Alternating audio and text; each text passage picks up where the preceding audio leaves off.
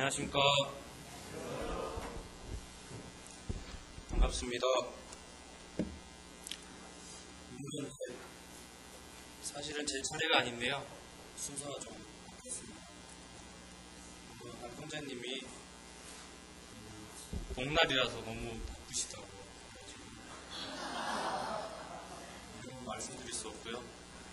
순서 좀 바꿔달라고 요청을 하셔서 제가 아주 빠르게 손을 들어서 제가 하겠다고. 원래 저는 8월달 휴가치를 했거든요. 휴가답게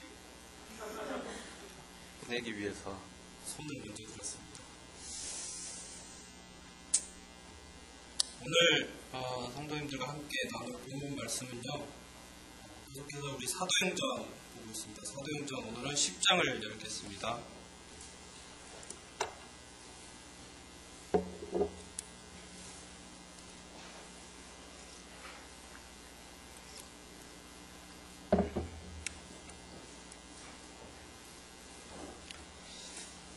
사도행전 10장 말씀이 꽤 깁니다. 원래 사도행전 10장 전부 다 본문에 해당되는데요. 우리 1절부터 먼저 24절까지 저 한 절, 성도님들 한 절 교독해서 읽도록 하겠습니다. 사도행전 10장 1절부터 24절까지입니다.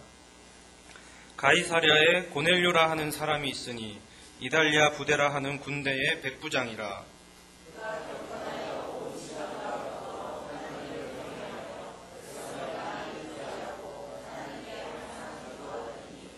하루는 제9시쯤 되어 환상 중에 밝히 봄에 하나님의 사자가 들어와 이르되 고넬료야 하니,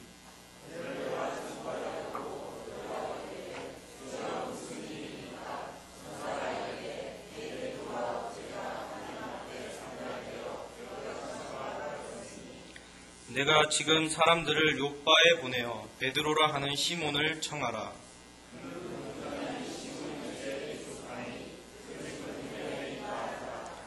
마침 말하던 천사가 떠나매 고넬료가 집안 하인 둘과 부하 가운데 경건한 사람 하나를 불러 이튿날 그들이 길을 가다가 그 성에 가까이 갔을 그때에 베드로가 기도하려고 지붕에 올라가니 그 시각은 제6시더라.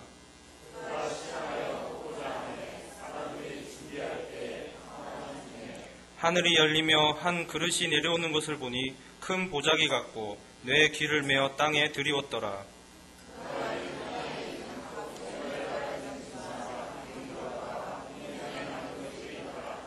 또 소리가 있으되 베드로야 일어나 잡아먹어라 하거늘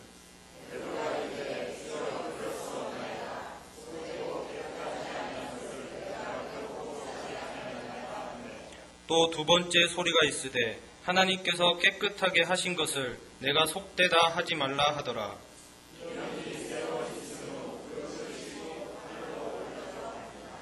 베드로가 본 바 환상이 무슨 뜻인지 속으로 의아해하더니 마침 고넬료가 보낸 사람들이 시몬의 집을 찾아 문 밖에 서서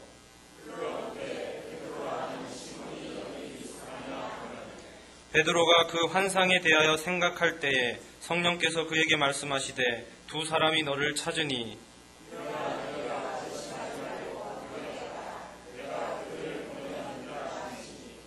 베드로가 내려가 그 사람들을 보고 이르되 내가 곧 너희가 찾는 사람인데 너희가 무슨 일로 왔느냐.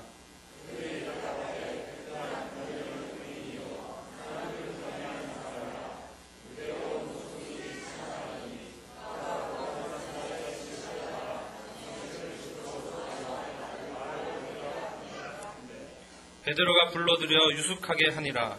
이튿날 일어나 그들과 함께 갈새 욥바에서 온 어떤 형제들도 함께 가니라.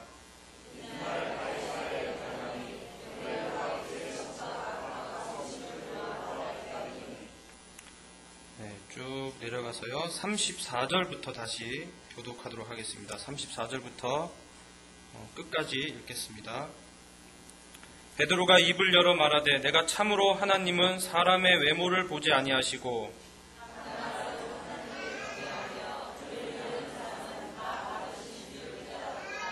만유의 주 되신 예수 그리스도로 말미암아 화평의 복음을 전하사 이스라엘 자손들에게 보내신 말씀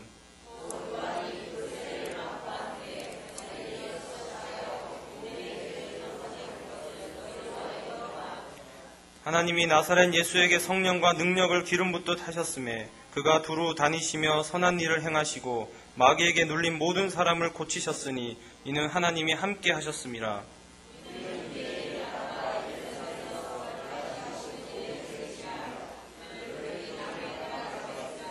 하나님이 사흘 만에 다시 살리사 나타내시되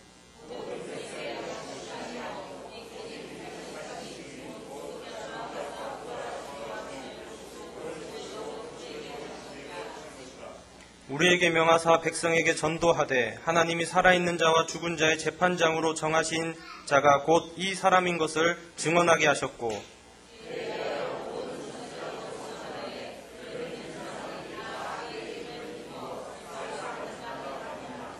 베드로가 이 말을 할 때에 성령이 말씀 듣는 모든 사람에게 내려오시니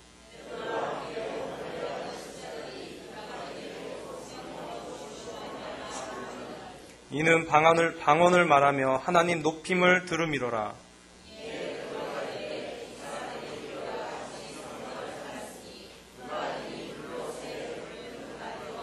다 같이 읽겠습니다. 시작. 명하여 예수 그리스도의 이름으로 세례를 베풀라 하니라. 그들이 베드로에게 며칠 더 머무기를 청하니라. 아멘. 네, 오늘 긴 본문의 말씀입니다. 오늘의 주인공은 말씀을 읽으셨듯이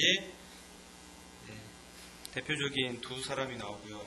그리고 또 여기에 해당되는 장소는 가이사랴라는 장소에서 이 일들이 일어나고 있습니다. 오늘 본문의 말씀의 제목은요, 가이사랴 복음전도 집회로 하겠습니다. 가이사랴 복음전도 집회. 참 의미 있는 전도 집회입니다. 왜냐하면 이방인으로서 최초로 열린 복음전도 집회였습니다. 여기서 초청 강사는 베드로가 되겠고요. 그 집회를 주관했던 분은 바로 이제 오늘 나오는 주인공인 고넬료라는 사람이었습니다. 일단 사도행전을 지금 저희들이 계속 보고 있는데요. 얼마 전에 이제 제가 사도행전 8장 말씀을 한번 나눈 적이 있습니다. 사도행전 8장에서 에디오피아 내시에 대해서 에디오피아 내시가 전도자 빌립을 통해서 구원받는 역사 그 부분을 이제 좀 살펴봤습니다. 많은 사람들이 이 본문을 통해서 이 고넬료라는 사람이 최초로 구원받은 이방인이었다라고 이제 많이들 말씀하십니다. 하지만 우리가 8장에서 보듯이 더 먼저 구원받았던 그 에디오피아 내시가 있었음을 알게 됩니다. 고넬료는 물론 이방인이었고요. 그리고 이제 백부장이었다고 합니다. 이제 여기서 이제 백부장이 되기 위해서는 로마의 군인이잖아요. 그래서 로마의 시민권을 가진 로마 사람이어야만 이 일을 행할 수 있었습니다. 그래서 유대인이 아닌 바로 로마인인 이 고넬료를 통해서 하나님의 역사가 오늘 본문을 통해서 일어나는 것들을 보게 됩니다. 먼저 좀 문맥적으로 살펴보기 위해서요. 앞에 또 하나의 지도를 좀 준비를 했습니다. 가이사랴 오늘 본문을 이해하기 위해서 좀 준비된 지도가 하나 열어주시면요.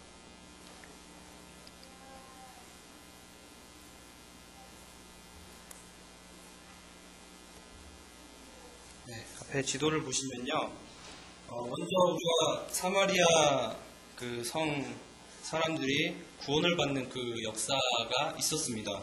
그게 바로 사도행전 8장에 에디오피아 내시가 구원받기 전에 있었던 일이었죠. 그래서 이제 베드로의 전도 여행 이렇게 해서 이제 지도를 누군가 만든 건데요.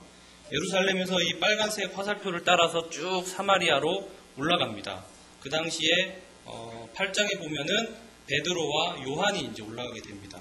올라가게 된 계기는 바로 이제 전도자 빌립이 먼저 사마리아 성에 가서 놀라운 기적들을 많이 행하게 되죠. 아픈 사람들도 고치고 귀신 들렸던 사람들도 이렇게 물러가게 하고 그런 큰 이적들을 행하고 사람들에게 복음을 전하고 그리고 사람들에게 침례, 세례까지 주게 되는 침례를 베풉니다. 그 사실을 이제 유대의 예루살렘에 있던 사도였던 베드로와 요한이 듣게 되고 그 들음으로써 이제 사마리아를 방문하게 됩니다. 한 가지 좀 신비한, 좀 난해한 부분은요. 이제 베드로와 요한이 사마리아 성에 도착해서 그 사마리아 백성들, 즉 하나님의 복음을 들었던 그 백성들을 찾아갔을 때에 그 사마리아 백성들이 성령을 받지 않았다는 사실을 알게 되죠. 그래서 베드로와 요한이 사람들에게 안수를 했을 때에 사람들에게 성령이 임했다라고 사도행전 8장 15절에 보시면 나와 있습니다. 우리 한 장만 뒤로 넘기시면 사도행전 8장 15절에 사마리아인들이 구원받는 장면을 보게 됩니다. 예루살렘에 있는 사도들이 사마리아도 하나님의 말씀을 받았다 함을 듣고 베드로와 요한을 보내매 그들이 내려가서 그들을 위하여 성령 받기를 기도하니 이는 아직 한 사람에게도 성령 내리신 일이 없고 오직 주 예수 그리스도의 이름으로 세례만 받을 뿐이더라. 이에 두 사도가 그에게 안수함에 성령을 받는지라. 이 말씀을 읽으면서 제가 8장을 그때 묵상하면서 좀 이상했던 부분이 있었습니다. 왜냐하면 사마리아 백성들에게 안수를 해야만 성령이 임했다는 거죠. 좀 이상하지 않으세요? 또 다른 말씀을 함께 찾아보겠는데요. 사도행전 2장 38절 말씀을 보시면요. 2장 38절 베드로가 이르되 너희가 회개하여 각각 예수 그리스도의 이름으로 세례를 받고 제사함을 받으라. 그리하면 성령의 선물을 받으리니. 제가 구원받고 나서 얼마 안 됐을 때 이 말씀을 묵상하면서 좀 걸렸던 말씀이었습니다. 왜냐하면 내가 구원받을 때는 복음을 듣고 그 들었던 그 복음을 깨닫고 그 깨달음과 동시에 어떤 구원받게 되는, 그러면서 구원받은 것은 또 저희들이 알다시피 성령님이 우리 안에 또 들어오고 있는 그런 걸로 이렇게 이해를 했는데, 여기 2장 38절에 보면요, 베드로가 이르되 너희가 회개하여, 순서적으로는 회개 먼저 하고요, 그 다음에 예수 그리스도의 이름을 세례를 받고 침례를 받고 그 다음에 제사함을 받으라. 그리하면 맨 마지막에 성령을 선물로 받으리니. 좀 어려웠습니다, 이 말씀이. 왜냐하면 제가 알고 있는 그 구원받는 순서와 전혀 달랐기 때문에. 그리고 이 말씀을 가지고 교파교에서는 많이 이제 그냥 교회만 나오면 무조건 세례를 주게 되는 그런 일들이 지금도 일어나고 있습니다. 왜 그럴까? 라는 부분에 대해서 이제 많이 고민을 했고, 그때 그 당시에는 이제 저에게 성경을 가르쳐줬던 멘토를 해주셨던 그런 형제님들에게 이런 질문들을 했을 때 그 형제님께서 그때 말씀하시기를 지금도 기억하는데요. 이게 민족마다 좀 다르지 않았을까라는 말씀을 하셨거든요. 사마리아인들이 구원받았던 모습과 그리고 유대인들이 구원을 받았던 모습, 그리고 지금 저희들은 이방인이잖아요. 이방인이 이제 구원받는 모습이 오늘 본문 말씀인 사도행전 10장 44절에 나옵니다. 베드로가 이 말을 할 때에 성령이 말씀 듣는 모든 사람에게 내려오시니. 네, 우리는 이렇게 알고 있죠. 우리도 구원받을 때 다 이렇게 받았습니다. 말씀을 듣고 그 말씀을 깨달음과 동시에 구원을 받게 되는. 네.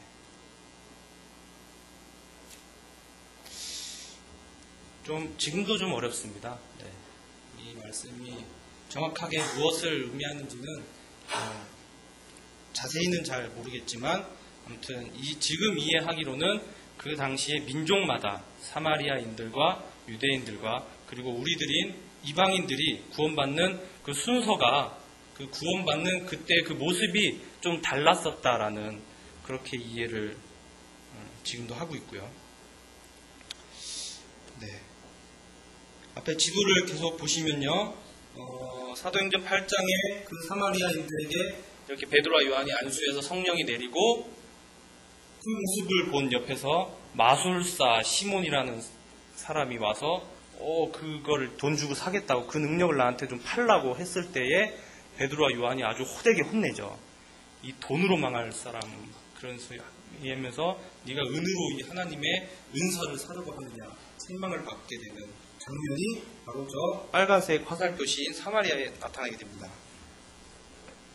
그렇게 해서 이제 베드로가 다시 예루살렘으로 내려가게 되고요. 그다음에 파란색 화살 표시로 인해서 이제 사도행전 우리 오늘 본문의 앞장인 9장 말씀에 베드로가 이제 루따로 여행을 하게 됩니다.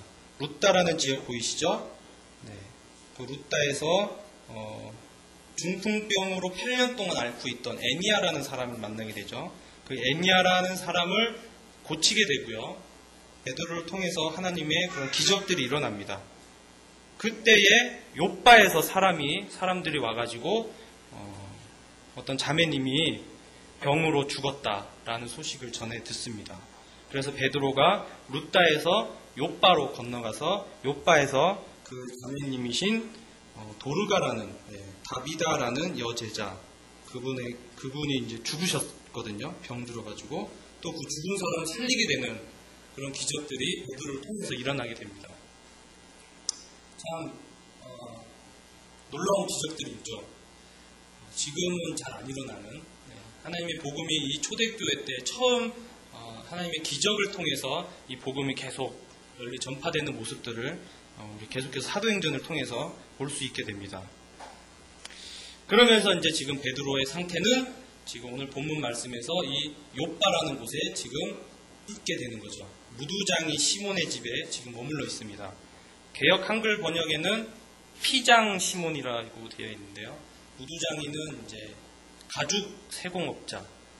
그 당시에 이제 가죽으로 짐승을 죽여서 그 죽인 가죽을 가지고 이제 천막을 만들고 이제 그런 업을 하셨던 그 시몬이라는 분 집에 지금 계시는 그런 장면입니다. 오늘 본문 말씀에 이제 주된 그 장소가 바로 이제 가이사랴인데요. 제가 이제 인터넷을 좀 검색하다가 가이사랴에 대한 그 사진들을 좀 몇 개 찾아봤습니다. 첫 번째 사진을 보시면요. 네, 이 사진인데 이 사진은 이제 지금도 가이사랴의 그 옛 터전들이 그대로 보존되어서 남아 있습니다. 그것을 가지고 오늘날 이제 사람들이 그 당시에 가이사랴라는 동네는 저랬을 것이다 라고 이제 그려놓은 그림입니다. 이 가이사랴라는 지역이 참 의미가 많습니다. 가이사랴에 대해서 좀 대충 이렇게 말씀을 드리면 굉장히 큰 항구 도시였습니다. 이렇게 사진을 보시다시피 굉장히 이쁜 항구 도시죠.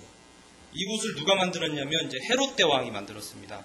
예수님을 죽이려 했던 아기 예수님이 탄생하신 것을 알고 예수님을 죽이려 했던 그 헤롯 대왕. 그 헤롯 대왕이 굉장히 그 건축에 일가견이 있어가지고 그 당시에 이제 건축을 참 많이 했습니다. 예루살렘 성전도 이 헤롯 대왕이 짓게 되고 유대인들의 한심을 사기 위해서 이 가이사랴라는 이 도시를 건축을 한 이유는 이제 그 당시에 이제 로마 황제였던 가이사 아구스도, 성경에는 가이사 아구스도라고 나오고요. 그다음에 역사학적으로는 가이사 아우구스투스라고 이제 기록이 되어 있습니다. 그 사람에게 한마디로 아부하기 위해서, 그래서 지역 이름도 그 가이사 왕의 이름을 따가지고 가이사랴라고 짓게 됩니다. 이 도시를 약 12년 동안 건축을 합니다. 그래서 주전 BC 13년경에 이 항구 도시를 완성하게 되고요. 이렇게 큰 항구 도시를 헤롯 대왕이 건설하게 된 이유는 바로 이제 한마디로 그 로마 황제에게 잘 보이고 또 그리고 대내외적으로 자신의 이름을 과시하기 위해서 이 항구를 처음 건설하게 됐습니다. 한마디로 이렇게 인공적으로 만든 항구입니다. 자연적으로 생긴 항구 도시가 아니고요.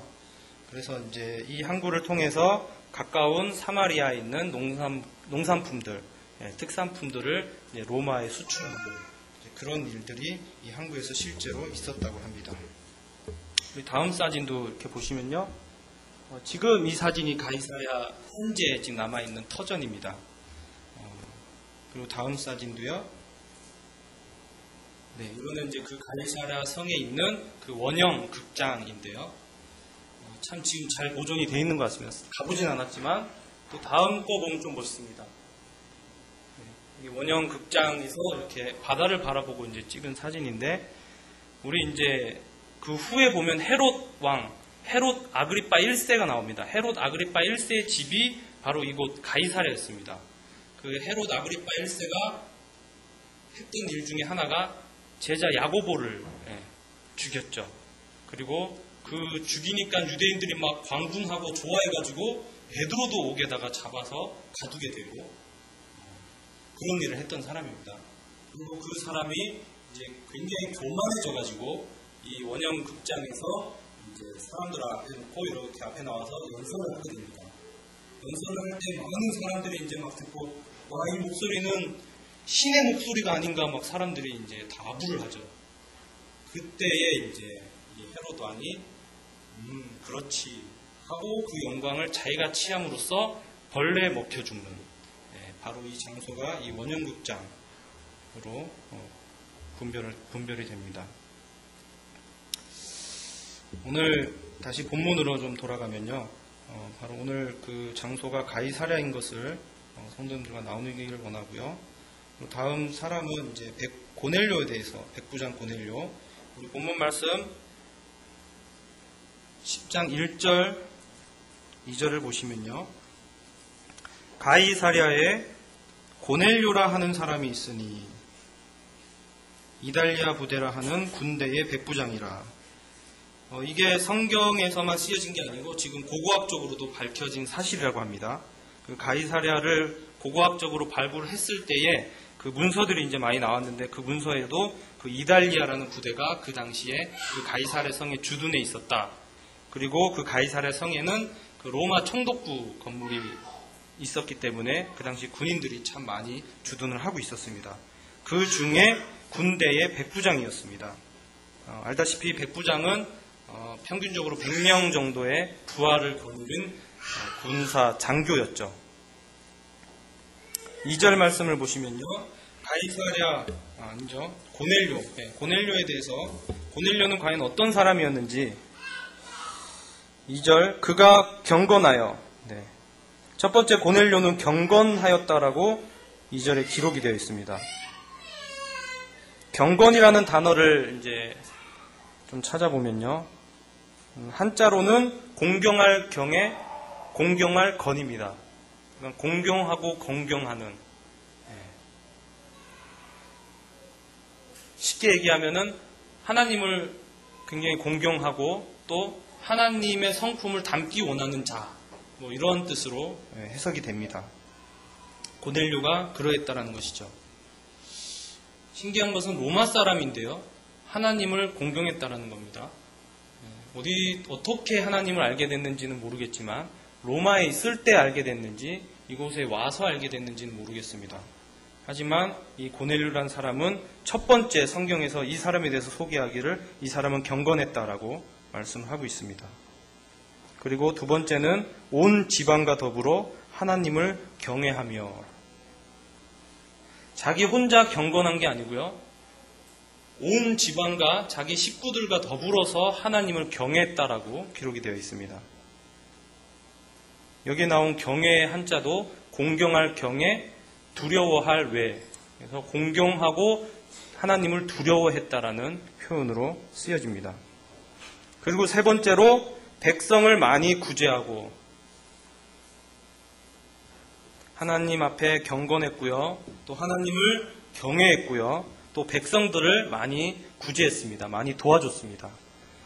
옛날 일제시대, 그런 일제시대가 아니고 그 미군들이 우리를 이렇게 막 잘해줬던 국제시장 같은 영화를 다들 보셨죠? 네. 거기 가면 이제 미군이 이렇게 지나가면 막 애들이 쫓아가고 기분이 초콜릿 하면서 막 초콜릿 던져주고 이제 그런 장면들. 네. 그런 식으로 이제 그 당시에 이스라엘은 로마의 식민지였기 때문에 로마 사람인 이 고넬료가 그 당시 유대인들, 가난하고 못 사는 그 유대인들 백성들에게 많은 착한 일을 했었다는 그런 기록이 되어 있습니다. 그 네 번째는 하나님께 항상 기도하더니. 참 구원만 안 받았지 굉장히 모범적인 본받을 만한 그런 사람이었습니다. 고넬료. 3절 하루는 제9시쯤 되어 환상 중에 밝히 봄에 하나님의 사자가 들어와 이르되 고넬료야 하니.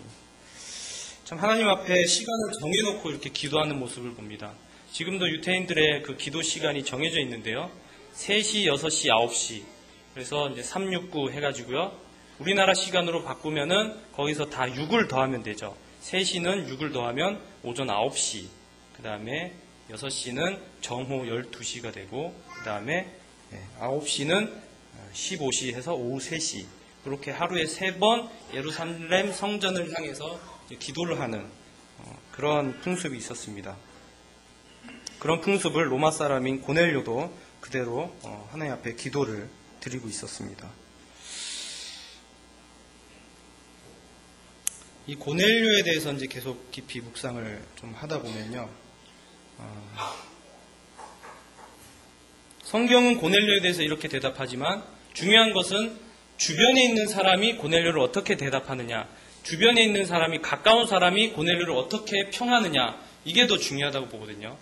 참 저도 성도님들이 저에 대해서 잘 모르시잖아요. 저를 가장 잘 아는 사람은 저와 가장 가까운 저희 자매입니다. 성도님들이 정말 아무도 모르시는 그런 비밀스러운 일들도 저희 자매가 알고, 어떤 사람의 정보에 대해서 알려면은 그 사람에게 직접 찾아가서 물어보기는 좀 뭐하니까 그 주변에 가까운 사람에게 찾아가서 저 사람은 어떻습니까? 라고 이런 정보들을 이렇게 알게 되죠. 성경에 나와 있습니다. 고넬료에 대해서 주변 사람들이 얘기를 하는데요.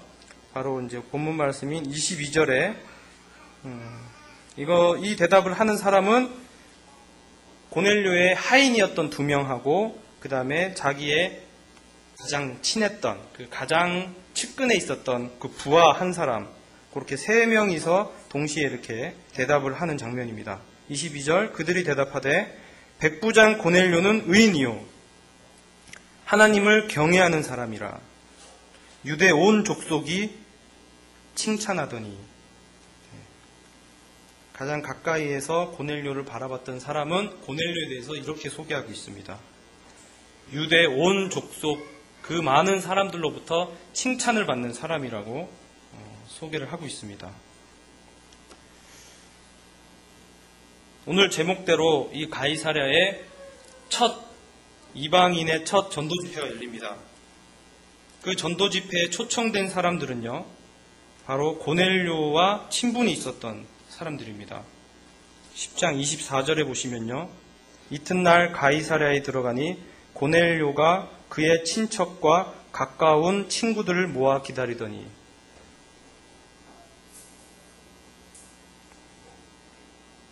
고넬료가 그의 친척들하고요, 그 다음에 가까운 친구들을 모아서 본인의 집에서 베드로를 기다리고 있었습니다.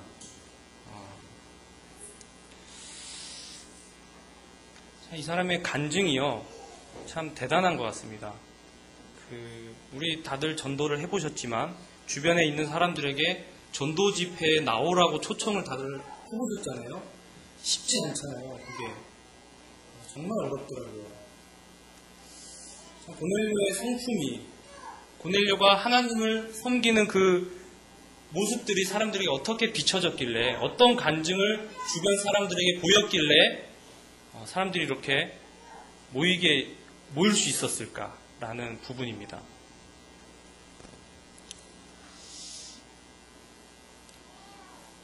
작년에 이제 제 복음 집회 때 제 회사에 이제 작년 제 6월에 이제 입사를 했습니다.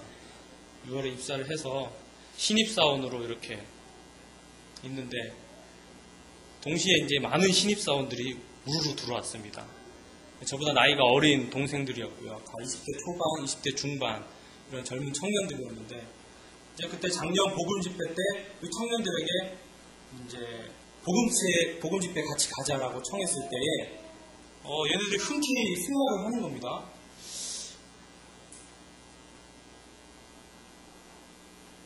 시간이 지나고요. 올해 얼마 전에 있었던 복음 집회, 김광수 형님이 강사로 하셨던 그 복음 집회에도 동일한 그 동생들에게 초청을 했습니다. 그랬더니 이제 막 나몰라라 하더라고요. 바쁘다고, 저 여자친구 만나야 되고 뭐 해야 되고 뭐 수영장 가야 되고 별의별 핑계가 다 있습니다. 결국 한 명도 안 왔습니다.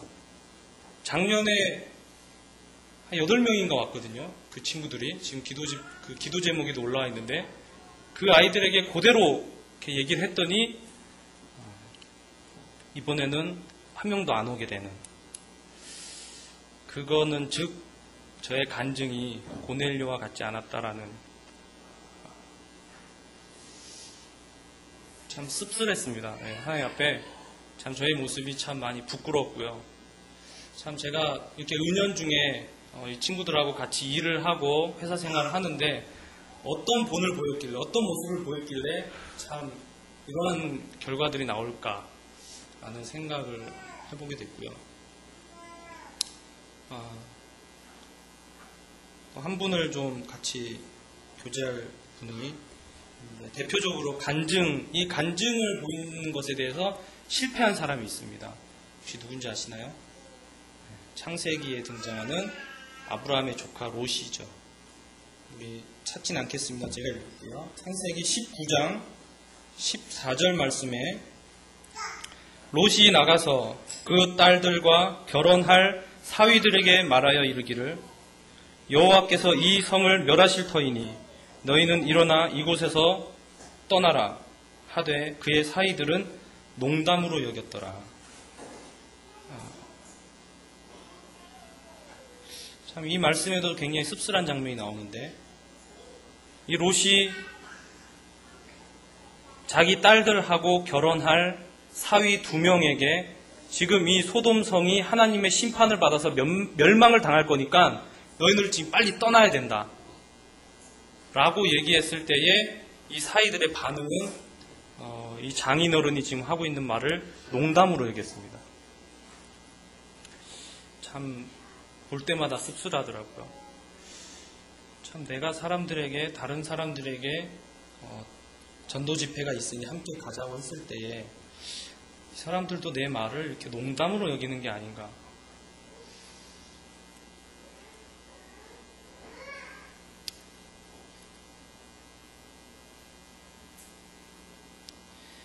롯이 그동안 어떻게 사람들에게 보였길래, 어떤 간증을 보였길래 이 사위들은 그런 태도를 보였을까?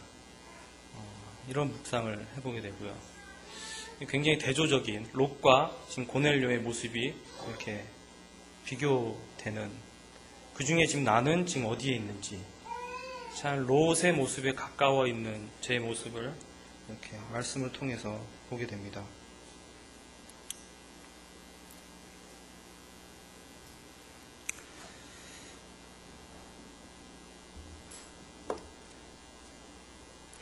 참 성경을 볼 때마다 많은 이렇게 궁금증들이 있습니다. 그리고 하나님 왜 이렇게 하셨을까? 그런 부분 중에 하나는 하나님께서 이 고넬료에게 환상을 통해서 천사를 이렇게 보내시고 그 천사를 통해서 베드로를 청하라는 말씀을 하시죠. 자, 하나님께서 베드로를 청하라 할 것이 아니고 그냥 천사를 통해서 그 자리에서 고넬료에게 복음을 전했을 수도 있는데 왜 베드로를 청해라고 하셨을까? 그 부분하고요. 앞전에 사마리아 사도행전 8장에서 나눴듯이 전도자 빌립. 이 전도자 빌립은 굉장히 이방인들에게 간대한 것처럼 보입니다. 왜냐하면 사마리아 성에 가서도 하나님의 복음을 담대히 전하고, 그리고 또 전혀 다른 인종인 에디오피아 내시에게까지 가서 복음을 전하는 그 전도자 빌립이 지금 이 사마리아 이 가이사랴에 있었거든요. 근데 이 가이사랴에 있던 빌립을 통해서 하시는 것이 아니고 왜 굳이 베드로를 불러서 이 일을 하실까? 이 부분입니다. 일단 첫 번째로 하나님께서 베드로를 통해서 베드로에게 무언가 이렇게 교훈을 해주시기 위해서, 물론 하나님의 뜻입니다. 하나님이 어떤 방법으로든 다 하실 수 있지만 가장 좋은 방법은 하나님의 뜻대로 이렇게 되어지는 방법이 가장 좋은 방법인데 저희들이 삶을 살아가면서 참 그것을 많이 놓칠 때가 많습니다. 왜냐하면 내 뜻대로 되지 않을 때, 내가 원하는 방향대로 가지 않을 때, 왜 이렇지? 나의 의도와 전혀 상관없는 이런 환경들이 주어질 때,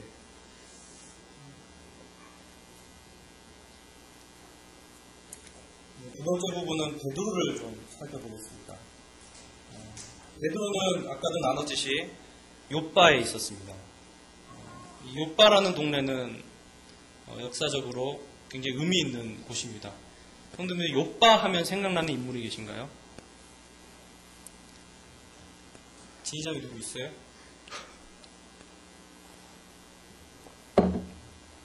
욥바 하면 생각나는 인물이 요나가 있습니다. 요나. 왜냐하면 요나가 하나님이 니느웨 성에 가서 백성들에게 복음을 전하라고 했을 때에 하나님의 명령을 거절하고 도망간 곳이 욥바입니다. 욥바에서 다시스로 가는 배를 만나서 그 배에 타게 되는, 구약 시대에는 이 욥바라는 도시가 굉장히 큰 항구 도시였다고 합니다. 왜냐하면 솔로몬 시대 당시에 솔로몬 성전을 건축할 때에 저 북쪽에 있는 레바논에서 이런 백향목 나무들과 성전에 쓰일 재료들, 막 금 이런 것들 많이 줬잖아요. 그 나라에서 이제 금과 백향목을 실어 나를 때에 바로 이 욥바 항구를 거쳤습니다. 그래가지고 구약 시대에는 이 욥바라는 도시가 가장 큰 항구 도시였으나 이제 신약에 넘어와서 가이사랴가 큰 항구가 됨으로써 욥바가 이제 점점 쇠퇴해지는. 하지만 수도인 예루살렘과 가장 가까운 항구는 욥바였습니다. 그 욥바에 지금 베드로가 있었고요. 참 재미있는 거는 이 욥바의 베드로와 요나를 생각할 때에 두 가지 공통점이 좀 발견이 되는데 그 중에 뭐냐면 요나도 하나님의 명령을 거절해서 싫어요 하고 하나님을 얼굴을 피하고 도망간 거잖아요. 그리고 베드로도 본문에 나와 있듯이 하나님이 짐승들을 잡아먹으라고 했을 때에 거절하거든요. 참 두 분의 그런 거절하시는 모습이 그 욥바에서 일어나게 됩니다.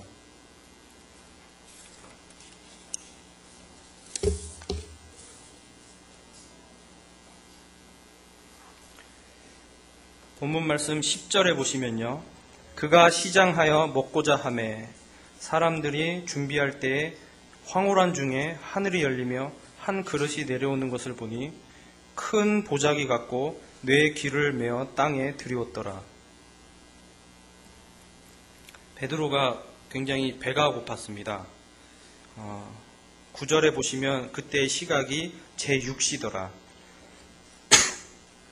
그러니까 딱 정오죠. 12시 점심시간이었기 때문에 베드로가 굉장히 배가 고픈 와중에 사람들은 이제 밥을 하고 있었고요. 베드로는 이제 기도를 하기 위해서 그 건물 바깥으로 이렇게 나가서 계단으로 올라가서 그 옥상에서 이제 기도하는 모습입니다. 기도하는 중에 그 황홀한 그 황홀경에 빠져가지고 이제 환상을 보게 되죠. 짐승들이 이렇게 보자기에 싸서 보자기 같은 그릇에 이렇게 내려오는데요. 세 종류의 짐승입니다. 말씀에 보면 12절에 보면 각종 네 발 가진 짐승, 그리고 기는 짐승, 그리고 공중에 나는 새. 새는 아니네요. 공중에 나는 것들. 이것을 잡아먹으라고 말씀을 하시죠. 저는 이 중에 그 기는 것에서 좀 약간 좀 징그럽잖아요. 기는 것. 저희 교회 식구들 중에도 기는 것들이 지금 밑에 저 진해 식구들 이렇게 많이 있고 또 뱀 식구들 이런 게 아마 이렇게 내려오지 않았을까라는 생각을 해보게 됩니다. 그것을 잡아먹으라고 했을 때 베드로가 이렇게 거절하게 되는, 그것도 3번씩이나 그런 장면들을 보게 됩니다. 나누고 싶은 건요, 그 베드로가 이러한 일들을 통해서 이 이방인에 대한 편견을 하나님께서 이제 교훈하시기 위한 장면이잖아요. 하나님은 이제 예수 그리스도를 통해서 이 이방인들도 이제 구원할 계획을 갖고 계시고, 바로 이 너희가 부정하다고 생각하는 이 짐승들처럼 저 부정하게 여기는, 너희가 부정하게 생각하는 저 이방인들도 이제 하나님께서는 구원할 계획을 갖고 계신다. 그래서 속되다 하지 말아라. 속되다라는 단어를 이제 국어사전에 찾아보니까 세속적이고 더럽다라는 뜻이 있습니다. 참 세속적이고 더럽게 우리들을 생각한 거죠, 베드로가. 그래서 저 사람들에게는 전혀 상종하지도 않고 같이 식사하는 것 자체가 부정하게 여겨졌기 때문에 그러한 베드로의 어떤 고정관념, 그 편견을 깨기 위해서 하나님께서 이러한 환상들을, 그리고 이러한 고넬료의 집까지 이렇게 인도하시는 장면들을 보게 됩니다. 결론은 베드로가 가이사랴 고넬료의 집에 도착을 합니다. 도착을 해서 거기 모여있는 사람들을 많이 보게 되고요. 또 왜 나를 이곳에 오게 했는지에 대한 간증도 고넬료를 통해서 듣게 됩니다. 그럼으로써 사도행전 10장 34절에 이런 고백을 합니다. 베드로가 입을 열어 말하되 내가 참으로 하나님은 사람의 외모를 보지 아니하시고 각 나라 중 하나님을 경외하며 의를 행하는 사람은 다 받으시는 줄 깨달았도다 라고 말씀하십니다. 베드로가 오늘 본문 말씀을 통해서 아주 큰 깨달음을 얻습니다. 그것은 이 이방 사람들도 구원을 받을 수 있다. 이 하나님의 이 역사하심 속에, 이 하나님의 구원의 구속 사역에 이 이방인들도 들어갔구나 라는 그 사실을 깨닫게 됩니다.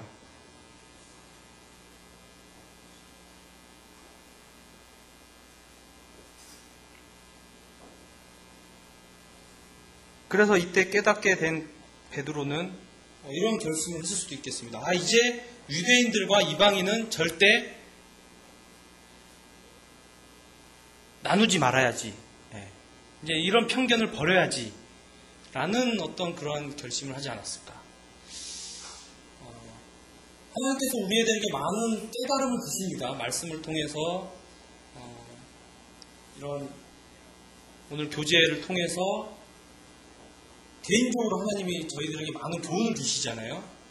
그동안 성도님들 많은 주님의 가르침들을 받으셨잖아요. 그거 다 지키고 계시나요? 그 질문이 이제 저에게 해보게 됩니다. 참 내가 그동안 주님 앞에 받았던 그런 깨달음들, 그 깨달을 때는 굉장히 좋고요. 막 왠지 구원을 다시 받은 듯한 그런 느낌이 막 일어날 때도 있고요. 와, 내가 이런 진리를 알게 되다니 막 하면서 막 좋아서 이렇게 성도님들과 나누면서, 하지만 좀 시간이 지나면 뒤를 돌아보면은 그때 그 깨달은 대로 살고 있지 않는 저의 모습을 발견하게 되거든요. 오늘 베드로를 통해서 좀 그런 모습을 많이 봤습니다. 왜냐하면 이 베드로가 이 깨달았다는 그 부분을 말씀을 묵상하면서 번뜩 생각나는 말씀이 이제 갈라디아 말씀입니다. 갈라디아서 우리 다 같이 보겠습니다. 갈라디아서 2장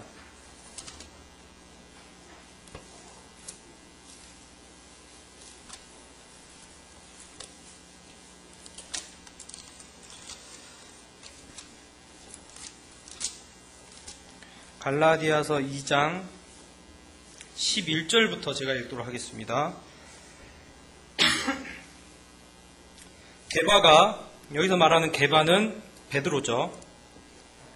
게바가 안디옥에 이르렀을 때에 책망받을 일이 있기로 내가 그를 대면하여 책망하였노라. 이 갈라디아서는 사도 바울이 쓰셨습니다. 사도 바울 형제님께서 지금 베드로를 지금 책망하고 있습니다. 12절 야고보에게서 온 어떤 이들이 이르기 전에 게바가 이방인과 함께 먹다가 그들이 오매 그가 할례자들을 두려워하여 떠나 물러가매 남은 유대인들도 그와 같이 외식함으로 바나바도 그들의 외식에 유혹되었느니라.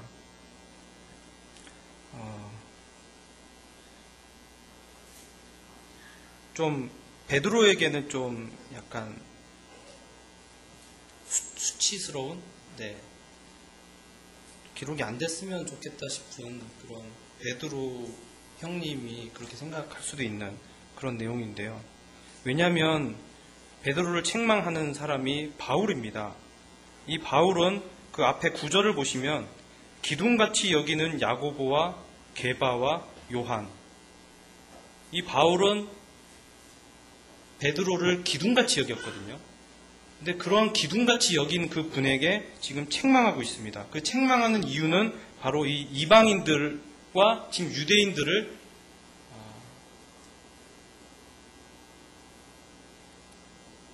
편견하는, 외식하는 그 장면 때문이죠. 분명히 베드로가 오늘 본문 말씀을 통해서 깨닫게 됩니다. 이방인들과 유대인은 이제 편견하지 말아야지. 근데 베드로 형님의 삶 속에 보면 그 후에 이런 내용들이 나오는 것을 통해서 한편으로는 좀 이렇게 형님도 그러셨구나. 그런 부분. 베드로 형님도 완전하지 않으시구나. 그렇게 하나님으로부터 그런 놀라운 막 죽은 사람도 살리고 병든 사람 막 고쳐내고 이런 일들을 행하셨지만 하나님부터 그 깨달았던 그 진리들을 100%다 이렇게 수행하고 행동으로 옮기지는 못하셨구나. 그런 부분이 있고요.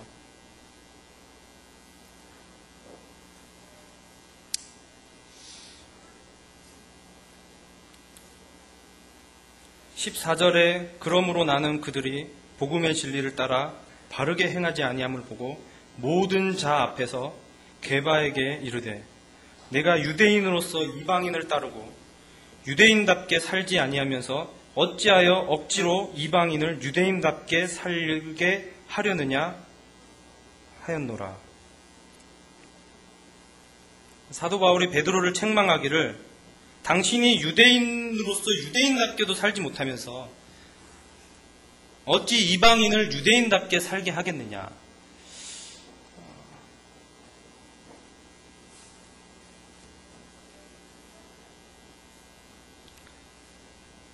바로 이제 이 말씀이 되돌아오면서 너는 지금 그리스도인답게 살고 있느냐라는 이제 반문이 듭니다. 지금 저는 하나님을 믿는 하나님의 자녀로서 크리스찬으로서 그리스도인답게 지금 나는 살고 있는가? 그리고 주님께로부터 많이 배운 그러한 깨달음들을 지금 행하고 살고 있는가? 분명히 야고보 사도는 야고보서를 통해서 행함이 없는 믿음은 죽은 것이라고 하셨는데 지금 나는 지금 죽은 삶을 살고 있는 것이 아닌가? 얼마 전 그 호주에 그 형님이 오셔가지고 말씀을 하셨잖아요. 그 형님이 하신 말씀 중에 저에게 퍽 꽂힌 말씀이 지금 하나님 아버지께서 시키신 일, 하라고 하신 일 하고 계십니까? 였거든요. 저는 거기서 이렇게 딱 좀 깊이 생각이 되더라고요. 지금 내가 예수님께서 아버지께서 하라고 하신 일들을 행하셨는데 나는 지금 아버지께서 하라고 하신 일들을 지금 하고 있는가? 라는 부분을 이제 계속 묵상하게 되면서 저 앞에 기도가 됐습니다. 지금 저는 뭐죠? 라면서 지금 저한테 뭐 하라고 하신 거였죠?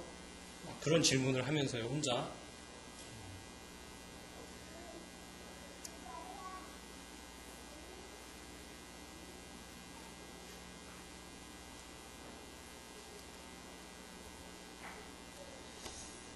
그게 진리인 것 같습니다. 네.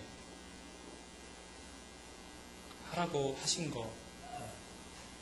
하나님께서 각자 개인에게 주신 그 사명들. 그러면서 드는 생각이 직접적으로 하나님이 너는 뭐뭐 하고 저거 해라 라고 말씀하시진 않았지만 이런 환경들을 통해서 제가 어떤 거를 제 선택으로 한 일이 아니고 저의 선택과 무관하게 벌어지는 일들이 있잖아요. 환경 가운데. 제가 어느 회사에 들어가는데 그 회사에 들어가서 내가 어느 부서에 들어가야지라는 그걸 선택할 수는 없잖아요. 그런 거죠. 내가 그 거제 교회에 와서 거제 교회에서 뭘 해야지라고 한 게 아니고 있다 보니까 이렇게 자연적으로 하게 된 일. 이게 하나님께서 하라고 하신 일인가 보다라는 생각이 들었고요. 그러면서 좀 그때 찔렸던 그 마음들이 좀 약간 좀 위로가 되는. 왜냐면 제가 하겠다고 뭘 해서 한 게 없더라고 보니까 주변에서 형제 이거 좀 같이 해보면 어때? 아니면 형제 이거 하면 어때? 이런 것들이 하나님께서 하라고 하신 일들이구나. 그래서 지금 계속 생각을 해보게 되더라고요. 주님께서 나의 의지와 상관없이 내 환경들을 통해서 일어나는 그 일들을 통해서 하나님이 하라고 하신 일들이 지금 나에게 일어나고 있는 거구나. 그런 것들을 하는 것이 나의 사명이구나. 그런 생각들을 하게 됐습니다. 결론을 지어야 되는데요. 오늘 크게 고넬료하고 베드로에 대해서 좀 봤습니다. 특별히 이제 고넬료에 대해서 굉장히 도전이 됐고요. 고넬료의 특히 그 주변 사람들에게 보여지는 그 간증들, 그리고 베드로 형님을 통한 어떤 적지 않은 위로와 저러지 말아야지 라는 생각.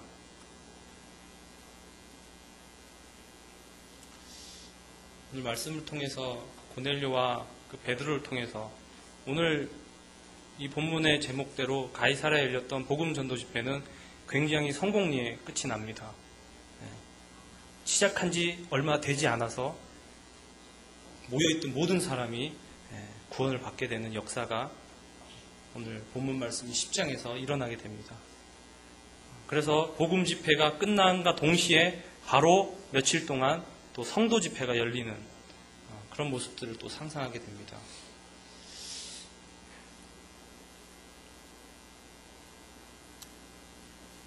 앞으로 많은 일들이 있는 것 같아요. 네, 지금 교회 안에 일들도 많고요.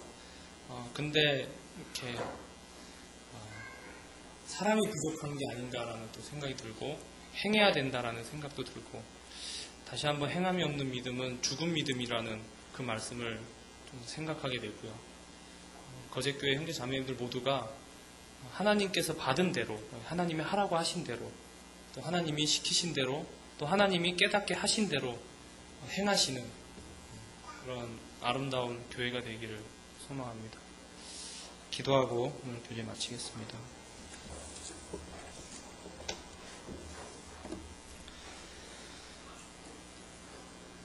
하나님 아버지 감사를 드립니다. 본문 말씀을 통해서 가이사랴에 처음 열렸던 이 복음 집회를 통해서 많은 이방인들이 구원을 받게 되고 그 구원의 물결이 바로 저희들에게까지 오게 되는 그런 역사를 이 시간 바라보게 됩니다. 주님, 특별히 오늘의 주인공인 고넬료에 대해서 생각하게 되고 이 고넬료의 그러한 경건한 그러한 간증들이 저희 삶 속에서도 동일하게 일어나기를 소원합니다. 참 주님 앞에 참 너무나 연약하고 부족하여서 주변에 있는 사람들에게 내가 하나님을 믿는지 안 믿는지조차 잘 알리지 못하는 그런 삶을 살고 있지는 않는지 제 자신을 돌아보게 되고 그런 많은 사람들에게 영향력을 줄 수 있는 그러한 사람이 될 수 있도록 그러한 성도가 될 수 있도록 주님께서 인도해 주셨기를 이 시간 간구하게 됩니다. 주님께서 저희에게 많은 가르침들과 깨달음을 주십니다. 날마다 말씀을 통해서 교훈하시고 그 교훈한 말씀들이 저희 마음 가운데 심겨져서 그대로 멈추는 것이 아니고 저희 삶 가운데 행함으로 드러날 수 있도록 주님께서 그 믿음을 보시고 그 믿음이 진정한 믿음인 것을 주님께서 말씀하셨듯이 저희의 삶이 그러하기를 원합니다. 주님, 입으로만 말과 혀로만 우리들이 사랑한다고 고백하는 것이 아니고 정말로 행함과 진실함으로 사랑하는 우리 거제교회 형제 자매님들이 될 수 있도록 주님께서 인도해 주시길 기도합니다. 오늘 말씀을 통해서 교훈해 주시고 비춰주신 것들을 저희 삶 가운데 적용하고 저희 삶 속에 주님의 향기가 나타나기를 간절히 간구를 드리게 됩니다. 오늘 이 귀한 교제를 함께 하신 것 주님께 감사드려올 때 우리 주 예수 그리스도의 이름으로 기도했습니다. 아멘.